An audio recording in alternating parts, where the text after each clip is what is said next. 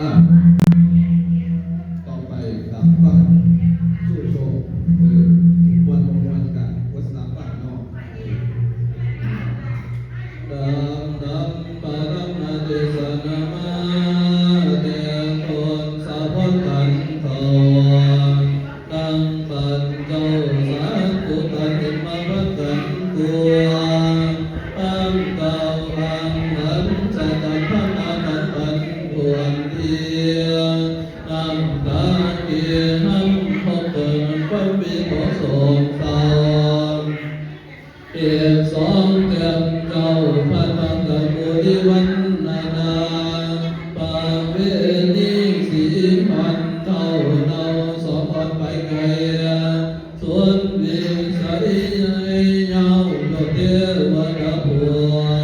ผู้น้อยยอมมาข้าไปทวนทวารก่อนเขาวังตนเดาปีกอ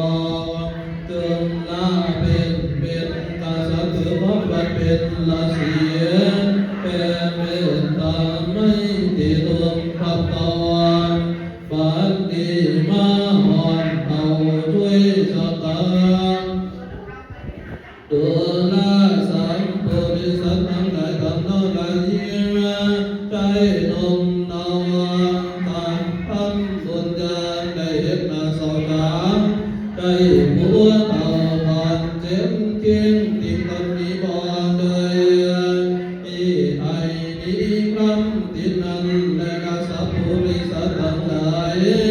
ตามคำบุญให้เห็นนาจุนต่อเกือบได้ว่าผัวนุ่นตอนตอนเกียงมา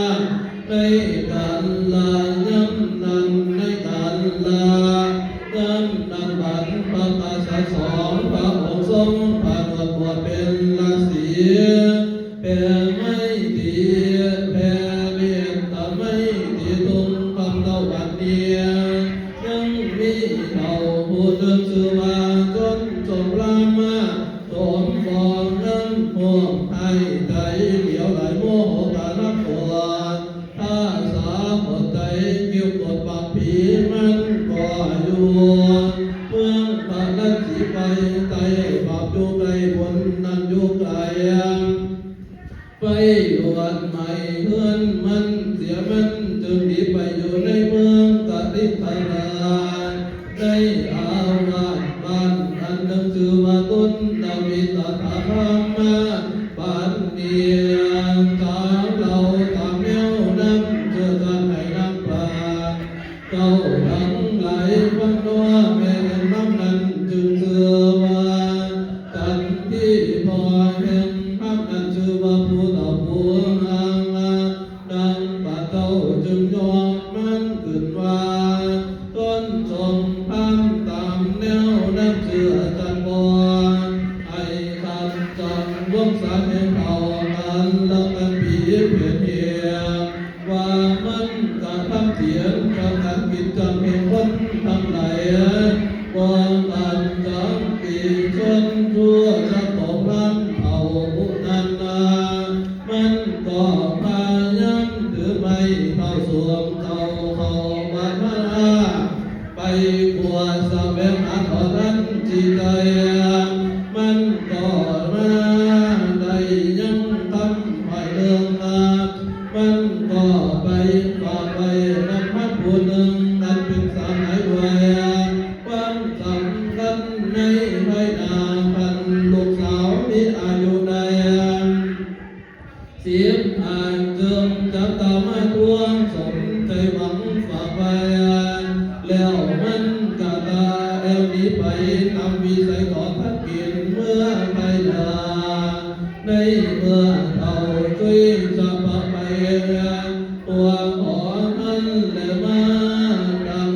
บันพับพัวทำฝากเตือนทุกอย่างคือไม่หลังหาสัมผิดบ่ได้ที่ให้ใจคำผิดแล้วทำแล้วก็เงินได้บ่หน่อยได้แบกหอยเป็นประมาณเมื่อให้บุญสนนั้นเท่าจะละช่วย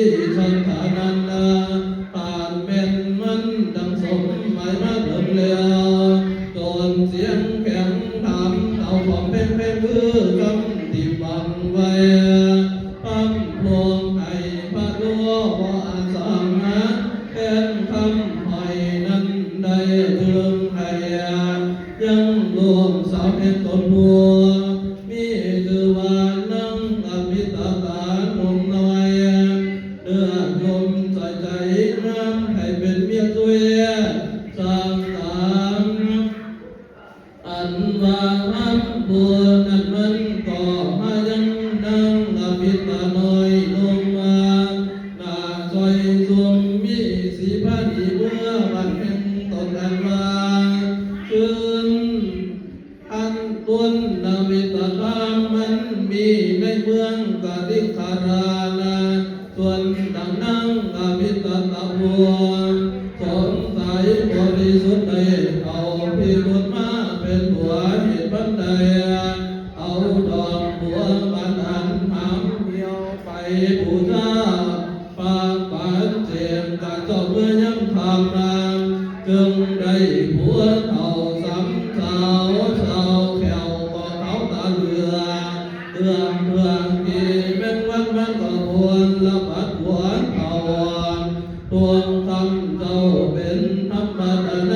กันละเมื่อนานบันพันลมทั้งหลายก็มา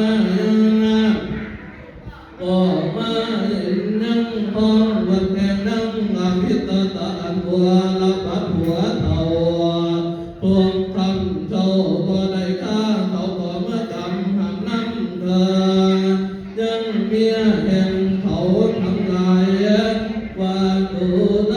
ทั้งนั้นทั้งหลายสุเนียตั้งมาคอยยิ่งนักสดดังนักอาภิตาตามันก็มาบัวตะบันบัวเขาพวงทำเจ้าบอนได้เด่นเกียรติได้สุเดียมาบ่แต่งแปลงบัวละบันยังตัวทั้งหลายการนั่งตั้งลงทั้งหลายได้ยินคำว่าผัวเดินปล่อยเขาก็ยินเปลี่ยนไปยินนักต่อก็มาประทุมนุ่มกันในเพียทั้งหลายไม่มิตนว่าทั้งตัวแลการนำเป็นเขาจึงเว้าจากันว่าดูแลเจ้าเฮาทั้งหลายเมืองก่อนผัวเฮาว่ามันดาเรื่องตีแกอีกาละกันนี้มาอยู่บ้านเฮานี่ส่วนผัวเฮาจึงได้ใส่ต้นว่าเฮาป่ามันแลตัวแผนคำอันนี้ยินแผนใจเดือดมันเหมือนนะดังเอาพรน้ำเงินมาอีกแค่เดียวเอาผ้ากันไปปล่อยได้ยังตามวิตาตาให้มันนะไปหนีจากบ้านแค่เฮาเอาก็พร้อมไปปล่อยได้ความที่นำต่อเขาต่อดาตัวที่ทางเขาต่อเหี้ยวรับคนเบาหันเลดาเสียบังเบียนเท่าช่วยสักโตพระเจ้าเทศนาบังเมืองนั่งอามิตาตาลงไปตามนำในธรรมยาความลายยกใจเยอะยันใจ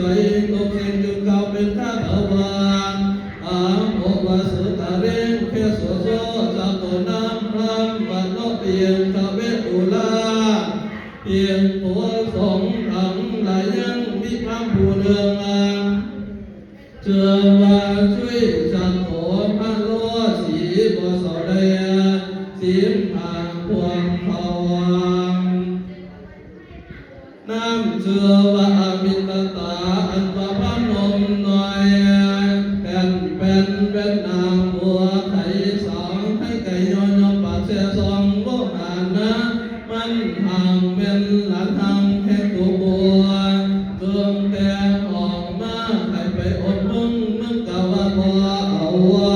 ว่าปีมีก็คอยให้จากทะเบียนไปเมื่อวานสังตาคอยบ่มันบ่เก็บบ่เม็ดของเมืองนะปัดนี้มาได้หัวเขาตอบเจ้าล้วนทั้งผักเบาและดังมดโสภติกรก่อนตัวดีนั่งแก่เมืองนั่งสักอันนั่งรำนมนั่งไหลป้องกันปล่อยได้ยังกานั่งอามิตาตาลังคนจับเอากัน